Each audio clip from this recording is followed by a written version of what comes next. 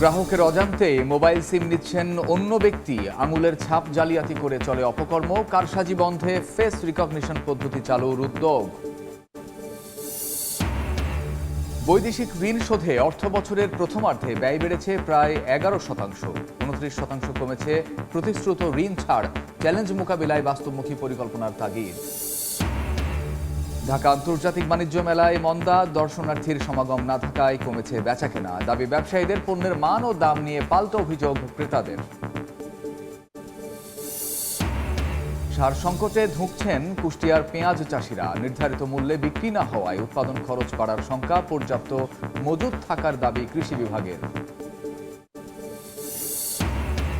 এবং 5 লাখ অভিবাসন প্রত্যাশীকে বৈধতা দেবে স্পেন। এপ্রিল থেকে শুরু আবেদন। সরকারের ঐতিহাসিক পদক্ষেপকে স্বাগত জানালো প্রবাসী বাংলাদেশিরা।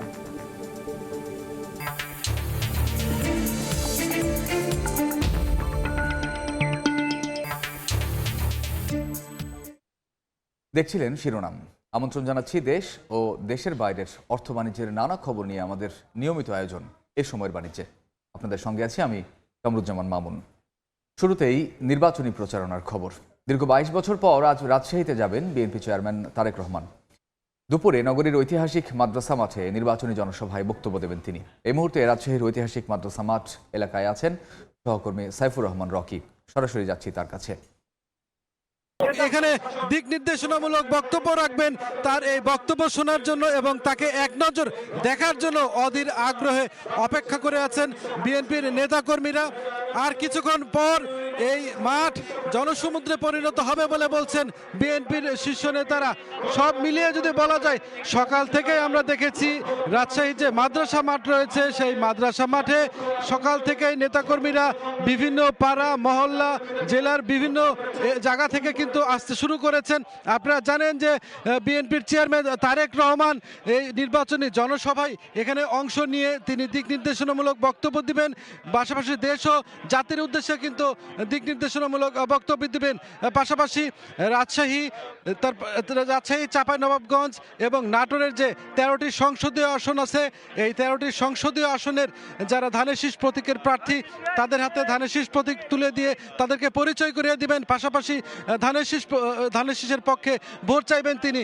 তার মুখ থেকে রাজশাহীর নানা উন্নয়নের বার্তা উঠে আসবে, নানা সমস্যা এবং সম্ভাবনার কথা এখান থেকে তার মুখ থেকে উঠে আসবে। সেগুলো শোনার জন্য আসলে সাধারণ মানুষ কিন্তু উন্মুখ হয়ে আছে, তার দলীয় নেতাকর্মীরা উন্মুখ হয়ে আছে এবং রাজশাহীবাসীর কিছু চাওয়া পাওয়া রয়েছে, সেই চাওয়া পাওয়াও কিন্তু তার কাছে উপস্থাপন করা হবে, এমনটাই আসলে আমরা দলীয় নেতাকর্মীদের মাধ্যমে জানতে পেরেছি। আমরা কিছুক্ষণ আগেও দেখছিলাম রাজশাহীর যারা বিএনপির নেতৃবৃন্দরা, তারা এই স্টেজ যেখানে মূলত বিএনপির চেয়ারম্যান বক্তব্য রাখবেন দুপুর 2টায় এই মাদ্রাসা মাঠ থেকে, এই মাদ্রাসা মাঠের সকল মঞ্চের যে কাজগুলো রয়েছে সেগুলো কিন্তু প্রস্তুতি শেষ করেছে। সব ধরনের নিরাপত্তা ব্যবস্থা নেওয়া হয়েছে এবং আপনারা জানেন যে বেলা 12:45 তিনি রাজশাহীর শাহ মখদুম বিমানবন্দরে অবতরণ করবেন। সেখান থেকে বিশেষ তাকে যে বহনকারী বাসটি, সেই বাসটি আসবে শাহ মখদুম রহমতুল্লাহের মাজারে এবং তারপর তিনি সেখানে মাজার জিয়ারত করবেন। মাজার জিয়ারত করার পর দুপুর 2টায় এই নির্বাচনী জনসভায় তিনি কিন্তু অংশ নেবেন। সব মিলে যদি বলা চলে, এখন পর্যন্ত নেতাকর্মীরা অনেকেই এসেছেন, তবে আরো যেহেতু অনেক সময় বাকি আছে, সেক্ষেত্রে এই মাঠ কানায় কানায় পরিপূর্ণ হবে এবং এই বেশ মহাসমুদ্রে পরিণত হবে বলে প্রত্যাশা বিএনপি নেতাকর্মীদের। তো কাছে রাজশাহী থেকে সর্বশেষ। নির্বাচনী সফরে বিএনপি চেয়ারম্যান তারেক রহমান আজ যাচ্ছেন রাজশাহীতে, সে খবর জানাচ্ছিলেন সহকর্মী সাইফুর রহমান রকি। গ্রাহকের অজান্তেই তার নামে মোবাইল সিম নিচ্ছেন অন্য ব্যক্তি। বিটিআরসি বলছে আঙুলের ছাপ কারসাজি করে চলছে এই অপকর্ম, যা ঠেকাতে সিম নিবন্ধনে ফেস রিকগনিশন পদ্ধতি চালুর উদ্যোগ নিয়েছে নিয়ন্ত্রক সংস্থা। মোবাইল অপারেটররা বলছে এখনও গ্রাহকের মুখমণ্ডলের তথ্য সুরক্ষিত আছে, তাই সিম নিবন্ধনে কারসাজি বন্ধে কার্যকর ভূমিকা রাখবে এই পদ্ধতি। শুভ খানের রিপোর্ট। রাস্তাঘাট ও গ্রাহক সেবা কেন্দ্র মিলিয়ে প্রতি মাসে প্রায় 50 লাখ মোবাইল সিম বিক্রি করে অপারেটররা। বিটিআরসির পর্যবেক্ষণ, সিম বিক্রির সময় গ্রাহকের আঙুলের ছাপ অবৈধভাবে সংরক্ষণ করছে কিছু অসাধু ব্যবসায়ী, যা দিয়ে অতিরিক্ত সিম নিবন্ধন হচ্ছে। যদিও মোবাইল অপারেটরদের দাবি আঙুলের ছাপ সংরক্ষণ করে নয়, বরং অবৈধ সিম নিবন্ধনে ব্যবহৃত হচ্ছে ফাঁস হওয়া জনগণের ব্যক্তিগত তথ্য। বলা হয় যে আপনি ফিঙ্গারপ্রিন্ট দিয়েছেন, এটা হয় নাই, আবার দেন। কিন্তু ওই অপারেটর যে প্রত্যেকটা এগেইনস্টে একটা করে সিম রেজিস্ট্রি করছে, তো গ্রাহক জানছেন না। এই অবস্থায় সিম নিবন্ধনে বিকল্প পদ্ধতির উদ্যোগ নিয়েছে বিটিআরসি। আঙুলের ছাপ নির্ভর বায়োমেট্রিকের পাশাপাশি নতুন করে ফেস রিকগনিশন ব্যবস্থা চালু করতে চায় নিয়ন্ত্রক সংস্থা।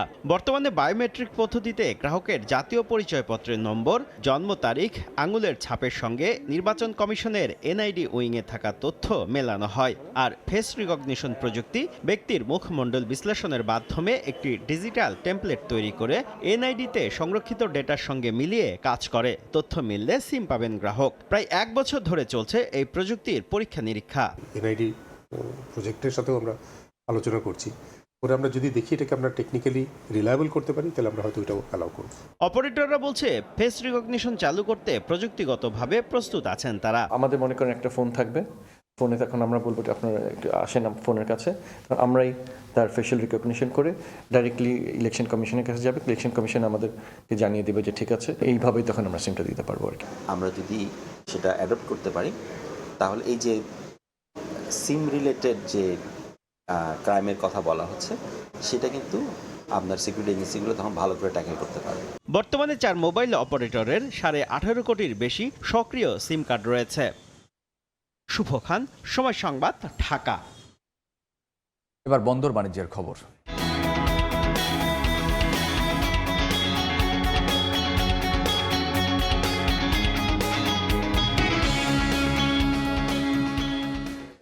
হিলি স্থলবন্দর দিয়ে বেড়েছে ভারত থেকে চালের আমদানি। এতে ইতিবাচক প্রভাব পড়েছে স্থানীয় বাজারে। বিস্তারিত জানাতে হিলি স্থলবন্দর থেকে সরাসরি যুক্ত হচ্ছেন সহকর্মী শফিকুল ইসলাম শফিক। যাচ্ছি তার কাছে। হিলিস্থল বন্দর দিয়ে চালের আমদানি স্বাভাবিক রয়েছে। চালের আমদানি প্রথম দিকে যে 2-4 ট্রাক আমদানি হলো, এখন প্রতিদিনই তা বাড়ছে। তো আমি একটা তথ্য জানিয়ে রাখি, গত 21 তারিখ থেকে হিলিস্থল বন্দর দিয়ে চালের আমদানি শুরু হয়। গতকাল পর্যন্ত 152 ট্রাকে 6,352 মেট্রিক টন চাল আমদানি হয়েছে। তবে চাল আমদানির ফলে চালের বাজার একটা নিম্নমুখী। তো সরকার যেহেতু চালের আমদানি স্বাভাবিক অনুমতি দেয় বাজারকে স্বাভাবিক রাখার জন্য, ঊর্ধ্বমুখী বাজার নিয়ন্ত্রণ রাখতে, তবে চালের বাজারে কিন্তু প্রতি কেজি চালের দাম কিন্তু প্রায় 5 থেকে 6 টাকা কমে চাল বিক্রি হচ্ছে। সম্পা কাঠের যেটা চিকন জাতের চাল, সে চাল বিক্রি হচ্ছে 63 টাকা কেজি, যেটা এর আগে ছিল 70 টাকা। তবে চাল আমদানির ফলে এখানে বিভিন্ন জায়গা থেকে এখানে পাইকারি ব্যবসায়ীরা আসছেন চাল কেনার জন্য। বলা যেতে পারে পুরোপুরি জমজমাট বর্তমানে এখানকার বিভিন্ন পাইকারি আড়তদার, বিভিন্ন পাইকাররা আসছেন এখানে চাল কেনার জন্য। তো বিশেষ করে চালগোলা যাচ্ছে ঢাকা, চিটাগাং, গরিবপুর, বিভিন্ন জায়গায় চালের সরবরাহ ঠিক আছে। তবে আমি স্থানীয় বাজারে যারা আড়তদার রয়েছে, বাজারে খোঁজ নিয়েছি, বাজারে প্রতি কেজি চাল তারা 5 টাকা কমে তারা 64 টাকা বিক্রি করছে। তাছাড়া যদি আপনাকে বলি, প্রশাসনের পক্ষ থেকে কিন্তু তারা খোঁজ খবর রাখছেন যে বিশেষ করে চালগুলো আমদানি পরে কোনো মজুত করার কোনো সুযোগ না থাকে, সেটাও তারা কিন্তু পর্যবেক্ষণ করছেন। তারা বলছেন যে কোনো সুযোগ নাই, চালগুলো তারা বন্ধ থেকে বিক্রি করতে হবে। তাছাড়া এখানে আজকেও আমদানিকারকদের সাথে কথা বললাম, আমদানিকারক ব্যবসায়ীরা বলছেন যেহেতু এখানে চালের যে আমদানি প্রতিনিয়ত বাড়বে, তো চালের আমদানি বাড়লে চালের যে দাম, সে দামটা কিন্তু সহনীয় পর্যায়ে আসবে। আমদানিকারকরা বলছেন যে চালের আমদানি বৃদ্ধি পাচ্ছে, তার কারণটা হচ্ছে চালের দাম কিন্তু এখানে অনেকটা কমে যাওয়ার কারণেই কিন্তু মূলত চালের আমদানি কম হচ্ছে। তো হিলিস্থল বন্দর থেকে চালের আমদানি বাজার নিয়ে এতটুকু ছিল আমার কাছে সর্বশেষ। সরাসরি যুক্ত ছিলাম হিলি স্থলবন্দরে। বিদেশি ঋণ পরিশোধে চলতি অর্থ বছরের প্রথমার্ধে ব্যয় বেড়েছে প্রায় 11%। বিপরীতে 29% কমেছে প্রতিশ্রুত ঋণ ছাড়, আর ঋণ সহায়তার প্রতিশ্রুতি কমেছে প্রায় 13.5%। এ অবস্থায় আগামীর চ্যালেঞ্জ মোকাবিলায় পরবর্তী সরকারকে বাস্তবমুখী পরিকল্পনা নেয়ার তাগিদ দিচ্ছেন অর্থনীতিবিদরা। সরকারের উন্নয়ন পরিকল্পনা ও প্রকল্প বাস্তবায়নে নেয়া বিদেশি ঋণ পরিশোধে চাপ অব্যাহত রয়েছে বাংলাদেশের ঘাড়ে। বুধবার প্রকাশিত অর্থনৈতিক সম্পর্ক বিভাগ ইআরডির হালনাগাদ প্রতিবেদন বলছে, গেল জুলাই থেকে ডিসেম্বরে বৈদেশিক ঋণ পরিশোধ বাবদ 219 কোটি 50 লাখ ডলার ব্যয় করেছে বাংলাদেশ। এর মধ্যে ঋণের আসল পরিশোধ হয়েছে 142 কোটি 53 লাখ ডলার, আর 76 কোটি 96 লাখ ডলার ব্যয় হয়েছে সুদ পরিশোধে। মোট হিসাবে আগের অর্থ বছরের একই সময়ের তুলনায় বিদেশি ঋণ পরিশোধ বেড়েছে 10.76%।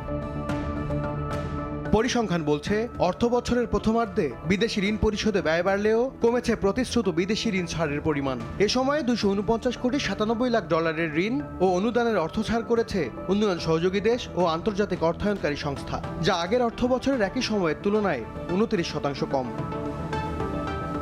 গেল 6 মাসে শুধু ঋণ ছাড়ই কমেনি, কমেছে বাংলাদেশকে ঋণ ও সহায়তা দেওয়ার প্রতিশ্রুতিও। 2024-25 অর্থ বছরে যেখানে বিদেশি ঋণের প্রতিশ্রুতি মিলেছিল 229 কোটি 86 লাখ ডলার, সেখানে জুলাই থেকে ডিসেম্বরে তা নেমেছে 199 কোটি ডলারে। মেগা প্রকল্প, উন্নয়ন প্রকল্প, সব ধরনের প্রকল্প এখন বৈদেশিক ঋণ নির্ভর হয়ে গেছে। কারণ আপনার রাজস্ব আয় নাই, আপনার সরকার ঋণ করে আপনার পরিচালন ব্যয় নির্বাহ করছে। সুতরাং আপনার যে হারে ঋণ জিডিপি অনুপাত বাড়ছে, সে হারে কিন্তু আপনার কর জিডিপি অনুপাত বাড়ছে না, সে হারে আপনার রপ্তানি আয় জিডিপি অনুপাত বাড়ছে না। সামনের দিনে ঋণের রিপেমেন্ট কিন্তু একটা চ্যালেঞ্জ হয়ে দাঁড়াচ্ছে। বাংলাদেশ এখন ঋণের ফাঁদে আটকে যাওয়ার একটা সম্ভাবনা তৈরি হয়ে গেছে। ইআরডির তথ্য, গেল 6 মাসে খাদ্য সহায়তা বাবদ 2 কোটি 5 লাখ ডলার অর্থ ছাড় মিললেও আসেনি কোনো ঋণ ও সহায়তার প্রতিশ্রুতি। এম এস আরিফিন, সময় সংবাদ, ঢাকা। ঋণ খেলাপিদের ছবি প্রকাশ করার জন্য বাংলাদেশ ব্যাংকের কাছে অনুমতি চেয়েছে বাণিজ্যিক ব্যাংক। এ বিষয়ে কেন্দ্রীয় ব্যাংকের গভর্নরের কাছে চিঠি দিয়েছে ব্যাংকের শীর্ষ নির্বাহীদের সংগঠন association of bankers Bangladesh, ABB. গত 12 নভেম্বর খেলাপি ঋণ আদায় নিয়ে সভায় পরিকল্পনা চাওয়া হয়।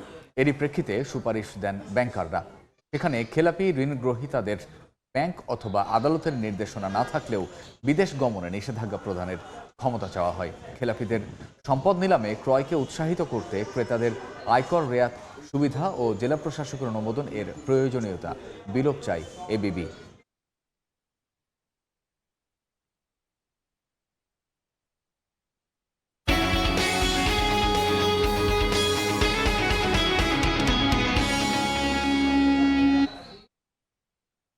এবারের ঢাকা আন্তর্জাতিক বাণিজ্য মেলায় ক্রেতা সমাগম কমের কারণে বিক্রিতে মন্দার অভিযোগ করেছেন বেশিরভাগ ব্যবসায়ী। তবে এই দাবিকে নাকচ করে এনবিআরের তথ্য বলছে, গেল বছরের চেয়ে ভ্যাট আদায় বেড়েছে প্রায় 4.5%।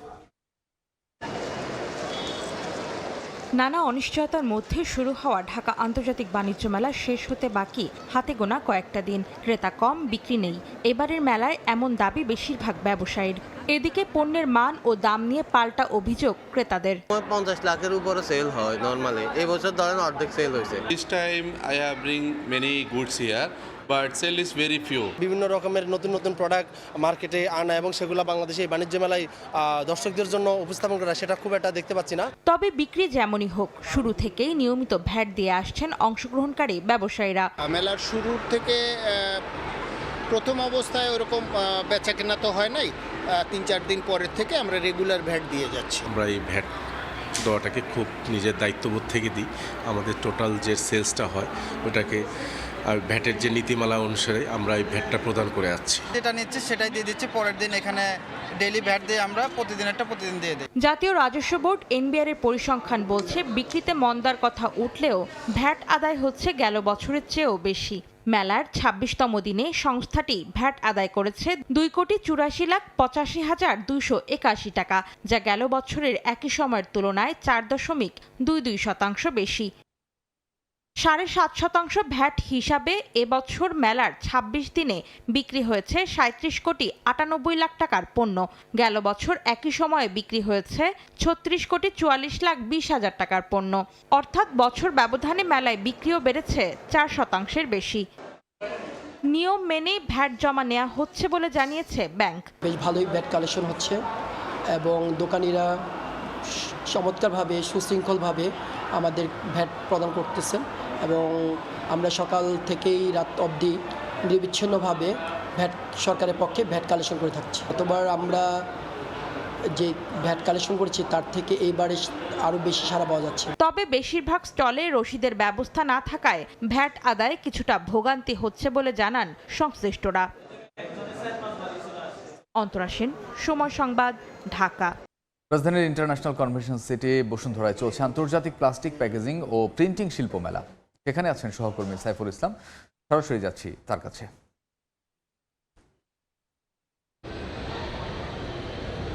শুরু হয়েছে 18তম আন্তর্জাতিক প্লাস্টিক ফেয়ার, যেটাকে বলা যায় যে বিশ্বের প্রায় 300টি দেশের মতো আগমন ঘটেছে। এখানে প্রায় 800টি স্টল রয়েছে, যেখানে প্রদর্শন করা হচ্ছে প্লাস্টিক উৎপাদন থেকে শুরু করে প্লাস্টিকের নানান রকম সামগ্রী কোন জায়গায় কীভাবে উৎপাদন হয় বা প্লাস্টিক কেন্দ্রিক যে সমস্ত নিয়মকানুনগুলো আছে সব কিন্তু এখানে মেনেই কিন্তু তারা তাদের যে পণ্যগুলি আছে সেই পণ্যগুলি কিন্তু প্রদর্শন করছে। তবে এক্ষেত্রে বলতে পারি যে এখানকার যে আগত দর্শনার্থী তারা কিন্তু সকাল থেকে কিন্তু বা 11টার সময় থেকে যখন এই যে এখানকার স্টল চালু হলো তখন থেকে কিন্তু লোকজন আসা শুরু করেছে। তবে এই যে দেশের প্লাস্টিক শিল্পের যে 160টিরও ছোট বড় প্রতিষ্ঠান কিন্তু এখানে অংশ নিয়েছে। এছাড়া চীন, তুরস্ক, ভিয়েতনাম, তাইওয়ান সহ প্রায় 18টি দেশে 390টিরও বেশি ব্র্যান্ড এই মেলায় কিন্তু অংশ নিয়েছে। তবে এক্ষেত্রে বলতে পারি যে 18তম আন্তর্জাতিক প্লাস্টিক ফেয়ার যেটি 31 জানুয়ারি পর্যন্ত চলবে, তবে সকাল 11টা থেকে সন্ধ্যা 7টা পর্যন্ত সাধারণের জন্য আসলে উন্মুক্ত থাকে বা থাকবে যেটি বলা হচ্ছে। তবে এক্ষেত্রে একটু বলে রাখি যে এখন পর্যন্ত আমরা দেখতে পাচ্ছি যে এখানে কিন্তু আগত যে দর্শনার্থী বা এখান থেকে যারা প্লাস্টিকের পণ্য অর্ডার করতে চান তারা কিন্তু ইতিমধ্যে এসেছে। তবে একটু বলে রাখি যে প্লাস্টিক ফেয়ারে এই যে সমস্ত জিনিসগুলি বা প্লাস্টিকের যে গৃহস্থালী পণ্য, প্যাকেজিং সামগ্রী, প্লাস্টিক মোল্ড বা ক্রোকারিজ ও খেলনা, ফার্মাসিউটিক্যালসের পণ্য কিন্তু এখানে রয়েছে, যেটির মাধ্যমে কিন্তু আসলে দেশের বিভিন্ন স্থানে বা শুধুমাত্র যে দেশের বিভিন্ন স্থানে না দেশের বাইরেও কিন্তু যে প্রোডাক্টগুলি এখান থেকে তৈরি করা হতে পারে সেই কিন্তু আসলে দৃশ্যগুলো এখানে তুলে ধরা হচ্ছে। শুধুমাত্র বা বিশ্ব থেকেও বাংলাদেশে যে বাণিজ্য অগ্রসর হতে পারে সেই জিনিসগুলো কিন্তু এখানে তুলে ধরা হচ্ছে। তবে এছাড়াও প্লাস্টিক পণ্য তৈরির যে যন্ত্র বা প্রযুক্তি সেটিও কিন্তু বা এক্ষেত্রে একটু যদি বলি যে ইনজেকশন মডেলিং যন্ত্র সহ পিপি ওভেন, ব্যাগ যন্ত্র, প্যাকেজিং যন্ত্র সব কিছু নিয়েই কিন্তু আসলে এই যে প্লাস্টিক ফেয়ার আয়োজন করা হয়েছে। তবে একটু বলে রাখি যে আজকে এই যে সন্ধ্যা 7টা পর্যন্ত চললেও প্রতিদিন কিন্তু সকাল 11টা থেকে সন্ধ্যা 7টা পর্যন্ত এই মেলা চলবে। পাশাপাশি শেষ হবে 31 জানুয়ারি কিন্তু সন্ধ্যা 7টায়। এই ছিল আমার কাছ থেকে প্লাস্টিক ফেয়ার বা হচ্ছে এই যে মেলার সর্বশেষ খবর। রাজধানীর ইন্টারন্যাশনাল কনভেনশন সিটি বসুন্ধরায় চলছে আন্তর্জাতিক প্লাস্টিক প্যাকেজিং ও প্রিন্টিং শিল্প মেলা। সেখান থেকে সহকর্মী সাইফুল ইসলাম যোগ দিয়েছিলেন। এবার জনপদের অর্থনীতির খবর।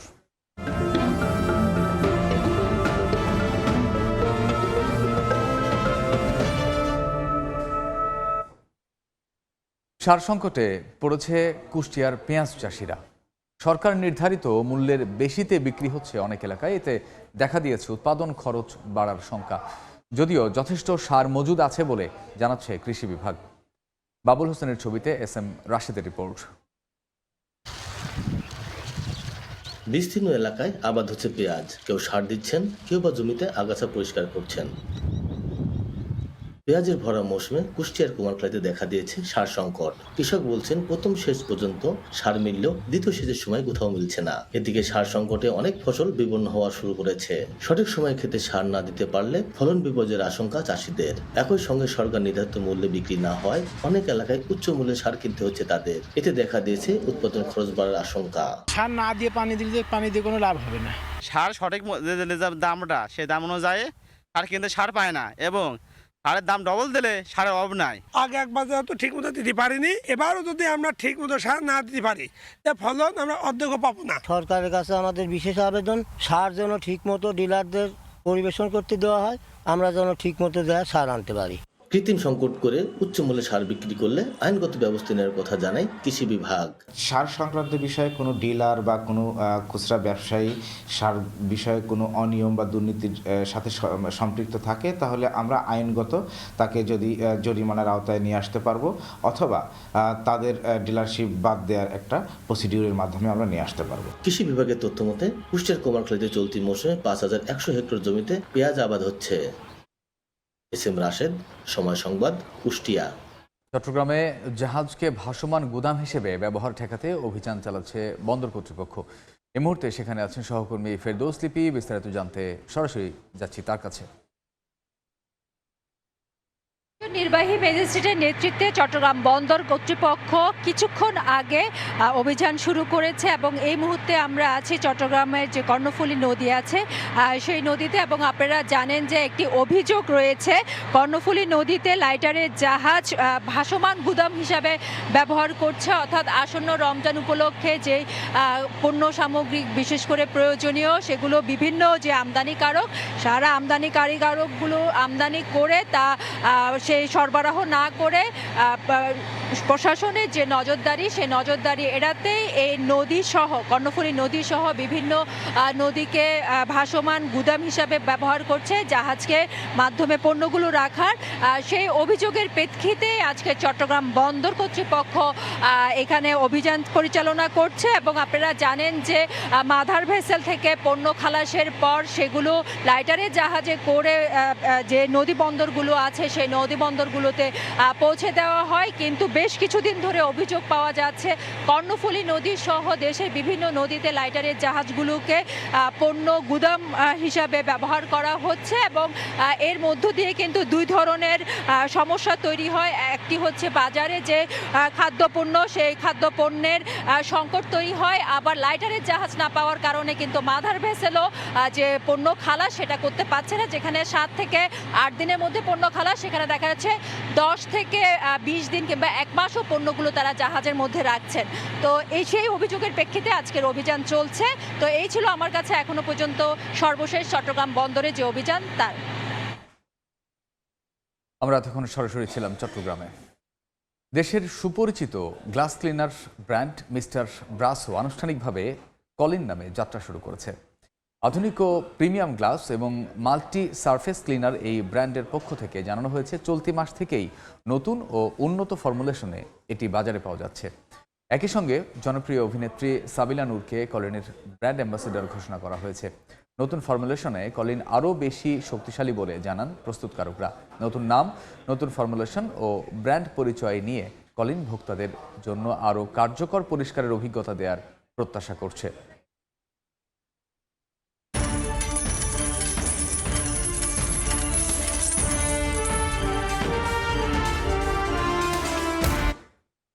বিশ্ববাজারে মার্কিন ডলারের দাম 4 বছরের মধ্যে সর্বনিম্নে নেমেছে। বিপরীতে মান বেড়েছে ইউরো ও স্টারলিংয়ের।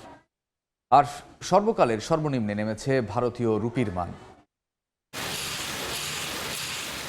ফেডারেল রিজার্ভ নীতি সুধার আরও কমাতে পারে এমন প্রত্যাশা আর শুল্ক নীতি ঘিরে অনিশ্চয়তায় দাম কমেছে ডলারের। বুধবার বিশ্ববাজারে মার্কিন ডলারের দাম 4 বছরের মধ্যে সর্বনিম্নে নেমেছে। তবে বৃহস্পতিবার মান কিছুটা বেড়ে ডলার সূচক দাঁড়িয়েছে 96.24 পয়েন্টে।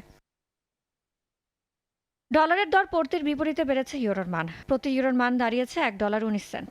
বিপরীতে গেল 4.5 বছরের মধ্যে সর্বোচ্চ উঠেছে ব্রিটিশ মুদ্রা স্টার্লিংয়ের মান। প্রতি স্টার্লিংয়ের মান দাঁড়িয়েছে $1.38।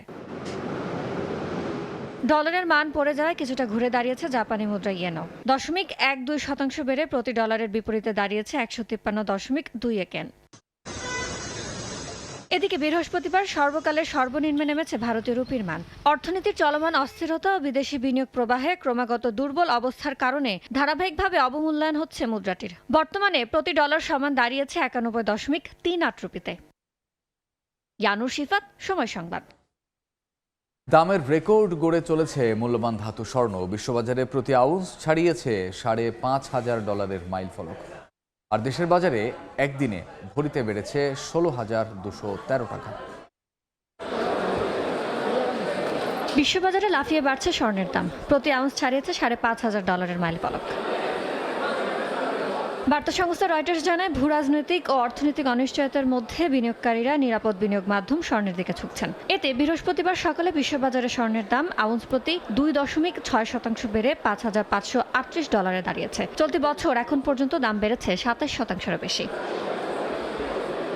এদিকে দেশের বাজারে ইতিহাসের সর্বোচ্চ স্বর্ণের দাম। বৃহস্পতিবার সকালে ভরিতে সর্বোচ্চ 16,213 টাকা বাড়িয়েছে বাংলাদেশ জুয়েলার্স সমিতি বাজুস। এতে দেশের বাজারে প্রতি ভরি 22 ক্যারেটের স্বর্ণের দাম পড়বে 2,86,001 টাকা। এছাড়া 21 ক্যারেট 2,72,996 টাকা, 18 ক্যারেট 2,33,980 টাকা এবং সনাতন পদ্ধতির প্রতি ভরি পড়বে 1,93,039 টাকা।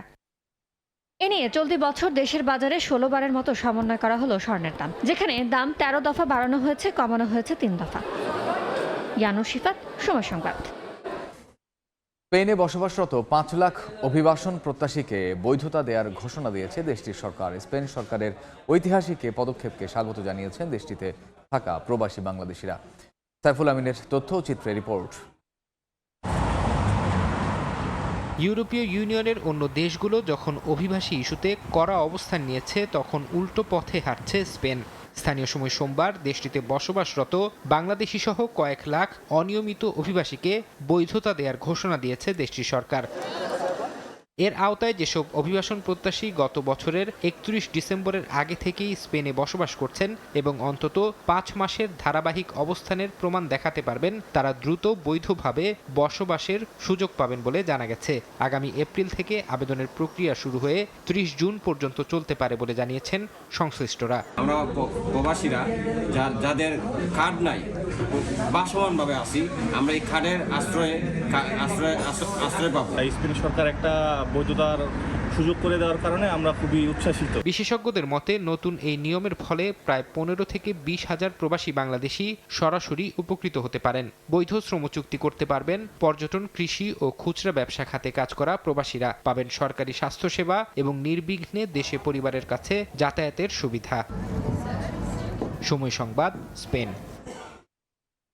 এ পর্যায়ে শীর্ষ সংবাদগুলো জানিয়ে দিচ্ছি আরেকবার। গ্রাহকের অজান্তেই মোবাইল সিম নিচ্ছেন অন্য ব্যক্তি, আঙুলের ছাপ জালিয়াতি করে চলে অপকর্ম। কারসাজি বন্ধে ফেস রিকগনিশন পদ্ধতি চালুর উদ্যোগ। বৈদেশিক ঋণ শোধে অর্থ বছরের প্রথমার্ধে ব্যয় বেড়েছে প্রায় 11%, 29% কমেছে প্রতিশ্রুত ঋণ ছাড়। চ্যালেঞ্জ মোকাবিলায় বাস্তবমুখী পরিকল্পনার তাগিদ। এবং ঢাকা আন্তর্জাতিক বাণিজ্য মেলায় মন্দা, দর্শনার্থীর সমাগম না থাকায় কমেছে বেচাকেনা। দাবি ব্যবসায়ীদের পণ্যের মান ও দাম নিয়ে, পাল্টা অভিযোগ ক্রেতাদের।